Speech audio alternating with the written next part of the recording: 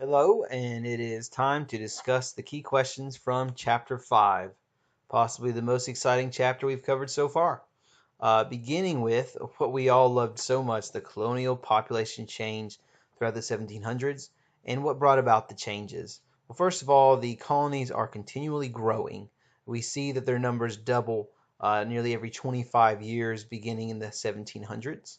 A lot of that has to do with just the economic opportunities there and the fact that the people were pulled there to improve their lives. You see other cultural changes, or excuse me, population changes. You see that we have many Germans come over. We have many Scotch Irish come over as well.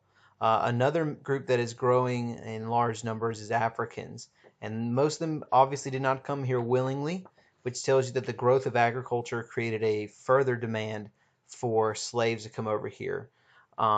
Those are the main population changes we see. So a lot of it, or most of it, is due to simply the economic growth of the colonies brought more people there, some willingly, as though the Scotch Irish Germans, but some unwillingly in African slaves to work in the agricultural economy. Number two, who were the Paxton Boys, the regulators, and what did they have in common? Well, both of these groups are made up primarily of frontiersmen who would be Scotch Irish in nationality or in ethnicity. They would be contentious. They would be ready to fight and quarrel with anybody they came into contact with. As frontiersmen, they're also clashing with Indian tribes, and so they would naturally have different goals than would the elites on the coast who are running the colonies. The Paxton Boys were in Pennsylvania. They were on the frontier there. The regulators were on the frontier in Carolina. And so both of them resisted the authority to the east and would lead to at least small rebellions and I guess you could say just resistance movements against the control of other groups. So again, what do they have in common? They're Scotch Irish. They're on the frontier. They have conflict with Native Americans, and they fight against the elites that are to the east of them. Number three, what is social mobility and how was it both prevalent and limited during the colonial era? Well, social mobility is the ability to improve your lot in life, to improve your station. You can move from a lower class in society to a higher class, and that is social mobility. The greatest example of this would be Benjamin Franklin in the colonial era, who had 3 pennies when he moved to Philadelphia, and by the end, now he's represented on our $100 bill. So how is it both prevalent? Well, you can see men like Benjamin Franklin and many indentured servants and many groups come over here, make a life for themselves that would be way better than it was in Europe. So that is social mobility and improvement. How is it limited? Well, you see in the South, you have plantation owners ruling over those colonies, making decisions and limiting the decisions of others. And so that would show a limit. You also see in the North wealthy merchants making money off of wars. You see families in New England as they run out of land. They have nowhere to expand to, so their children begin working as wage laborers. So there are limits to social mobility, although it was an opportunity for most people. The triangular trade, what impact did it have on the colonies? And what did the colonies offer in the trade? Well, the triangular trade is the trade between Europe, Africa, and the New World or the Americas. For the colonies, it provided an economic opportunity and a lot of profit for them. That's because they had natural resources, whether it was the lumber and fish to the north, or further into the south with tobacco and with sugar and rice plantations. We see that they had plenty of uh, natural resources and raw materials to trade. Europe would develop those into manufactured products. They would sell them to Africa and then ship over some slaves. So the colonies offered natural resources in triangular trade, and it brought them a good bit of wealth. Leading into that is the Molasses Act. What is the purpose of the Molasses Act? Well, it was to restrict the trade that the colonies had with other European nations. This fits into the scheme of mercantilism, in which England wanted to restrict who the colonies were trading with so that they could get all of the profits and resources for themselves. What previous act did it resemble? Well, the Navigation Act of the 1650s. So we see a continuation of mercantilism into this later time period, into the 1700s. What was the state of religion? Number six. What was the state of religion in the colonies before the First Great Awakening? Well, religion was overall on the decline in that time period. While 74% claimed church membership, the majority did not worship in any church. And so we see a decline of religious passion and fervor, as many books would put it. What effect did it have on the colonies?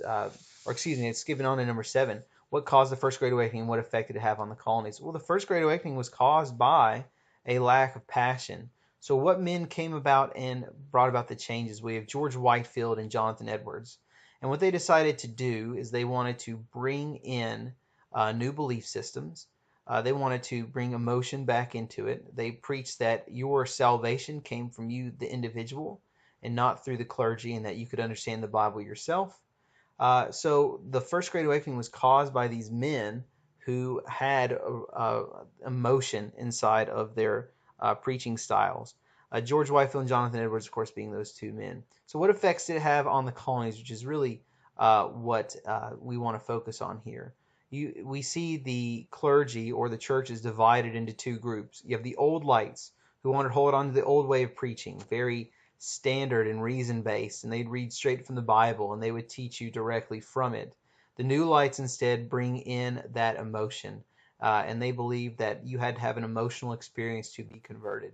And so the divisions of the church create new denominations, such as the Baptist and the Methodist churches. And so we see much more division amongst the religious groups here in America.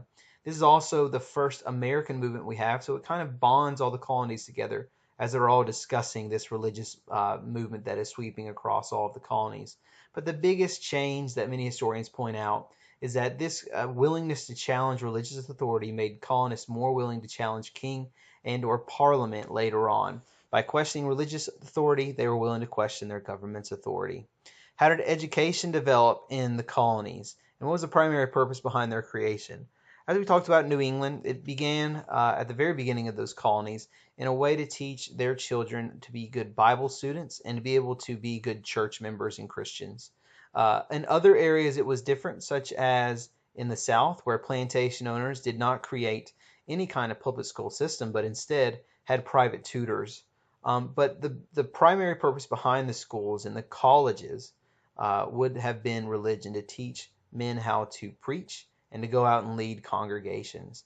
Again, mixing in with the First Great Awakening, you see many new colleges spring up because of the new ways of preaching, which that alone tells you that the major purpose behind all of the colleges and higher education that was forming then was religion-based. Of course, the only non-religious school was Pennsylvania University, or as they called it, the Academy then.